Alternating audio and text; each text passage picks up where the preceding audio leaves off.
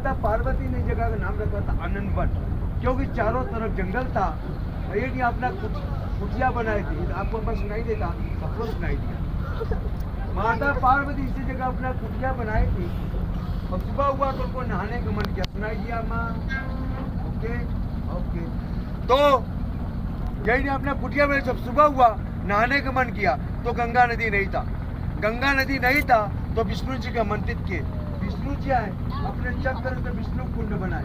वो कुंड में 12 बजे दिन में माता पार्वती और भोले बाबा स्नान करने के लिए गए तो माता पार्वती जी के कान का कड़िका भोलेनाथ जी का मस्तक का मणि गिर गया था, इसलिए घाट का नाम पड़ा मणिकर्णिका घाट। और माता पार्वती जी बड़ी नाराज हो गई। उनकी नाराजगी देख के भोले बाबा ने श्राप दे दिया कि जैसे मेरी पत्नी और हम बड़ी और कड़ी के लिए जल रहे तप रहे, वैसे धरती हमेशा चलता रहेगा, कभी बुझेगा नहीं। तो विष्णु जी बोले, हे प्रभु, ये आपका प्रिय नगरी प्रिय काशी आप श्रापित करेंगे तो काशी को कौन जानेगा, काशी को कौन आएगा। बोले मैं कुछ नहीं जानता, सभी देवी देवता जाइए ढूंढ के लाइए। तो सभी देवी देवता गए, उनको भी नहीं मिला।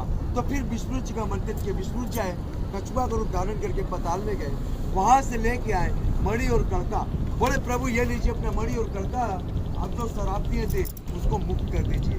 बोले जो मैं शराब दिया हूँ मुक्त नहीं होगा, लेकिन मैं ये शराब को वरदान में बदल दूंगा कि जो व्यक्ति काशी में मरेगा, जिसका पिंडदान होगा, जिसका अस्थि की विसर्जन होगा और जिसका चिताएं जलेगी, वो सीधे मोक्ष को पाएगा, सीधे स्वर्ग को जाएगा। एक बार प्रेम से बोलिए गंगा मैया की, काल भैरव बाबा की, काशी विश्वनाथ की। ये सर जो काशी करोड़ मंदिर है, ये बगल में मेरे उंगली के सामने, हाँ ये करोड़ जो है, ये माँ और बेटे कहानी है। माँ ने अपने बेटा से बोला, बेटा हमारे लिए तुम काशी में मंदिर बना दो, क्योंकि मैं जब भी आती हूँ काशी में मेरा दर्शन अधूरा रहता है।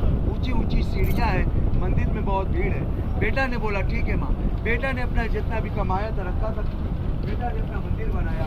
और मंदिर बनाने के बाद बेटा ने क्या बोला, माँ आप जो भी मेरे लालन पालन पोषण ने किया था, तेरा सब कर्ज मैं अदा कर दिया। माँ ने बोला बेटा दुनिया में कोई नहीं कर सकता, तू कैसे कर दिया, जा तू अपना मंदिर देख दिया, अगर सही सलामत रहेगा तो आप मेरी कर्ज से मुक्त हो। बेटा ने गया तो देखा 16 फीट जमीन के नीचे मंदिर रहता हुआ है और मंदिर टेढ़ा है। ये माँ का श्रापित मंदिर है, इसमें कभी भी पूजा पाठ कुछ भी नहीं होता है। ये रत्नेश्वर महादेव का मंदिर है, कभी भी इसमें पूजा पाठ नहीं होता है। अब लास्ट स्टोरी है, इसको ध्यान से सुनिए। जब श्री रामचंद्र जी माता सीता वनवास जाते समय हमारे जो पूर्वज थे निषाद राज भगवान, उन्होंने उनको सरजू नदी पार कराया।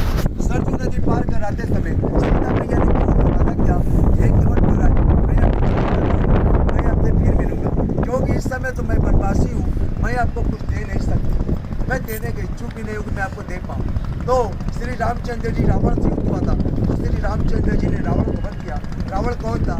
रावण एक बहुत बड़ा विद्वान ब्राह्मण था, उनके ऐसा विद्वान ब्राह्मण धरती पर नहीं था। उनका वध करने के बाद वो ब्रह्मा जी के पास गए, बोले प्रभु ये बताइए, हमको मनुष्य का जीवन दे के आपने हमको ब्रह्म हत्या करवा दिया, इसका निवारण बताइए। बोले आप चले जाइए काशी, काशी चले जाएंगे, वहाँ केवट महाराज मिलेंगे, वही आपका निवारण करेंगे। तो हरिचंद्र मनकन का काशी यात्रा किए। काशी यात्रा करने के बाद उन्होंने केवट को दान दिया। दान में क्या दिया? माता सीता ने अपने कान का चूड़ामणि, श्री रामचंद्र जी ने अपने सोने का केवट को दान दिया, पर केवट ने नहीं लिया। बोला प्रभु हम तो आपको पार लगा दे सरजू नदी, हम वही है जो आपका चरण धो के पिए थे, मैं ये सब क्या करूंगा लेके। बोले ये तब नहीं लेंगे तो मेरा यात्रा कैसे सफल होगा, आप कुछ भी कीजिए दीजिए। बोले ठीक है प्रभु, अगर आपको देना है तो अपने मुट्ठी को बांध कर दीजिएगा, मैं प्रसाद स्वरूप दे दूंगा। यहाँ पे सभी लोग कहते कि यहाँ यात्रा सफल होता है, सभी लोग नारायण देवता को प्राप्त करने के लिए